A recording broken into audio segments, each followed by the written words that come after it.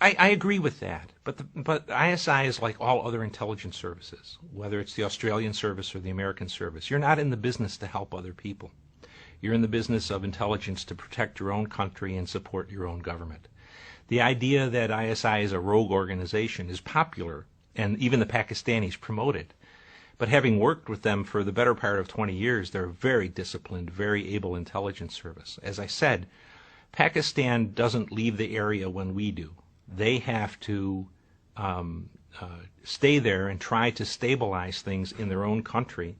To do that, they believe at least, they have to help reestablish an Islamic country in Afghanistan, an Islamic government. So Afghanistan, if it looks to expand, will look north to Central Asia and not into Pakistan, which in turn allows the Pakistanis to move better than 100,000 troops off of the eastern border back to their western border off the western border rather, back to the eastern border against India, which, whether we like it or believe it or not, they think is their main enemy. So I really find the situation in Afghanistan largely of our own making.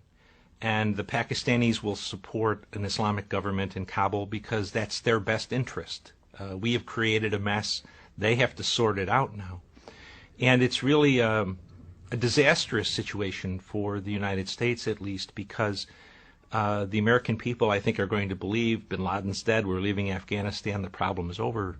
But if you look at it objectively, Al-Qaeda is now has 6 different operational platforms, where at 2001 it only had 1. And so we're much worse off. And we've also demonstrated to the Islamists that we are not,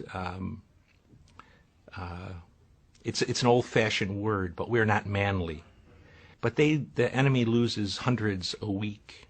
And we, a country, a superpower of 300 million people, cannot tolerate the loss of 160 people a year. It's a bad example to set for an enemy who is willing to expend enormous numbers of lives.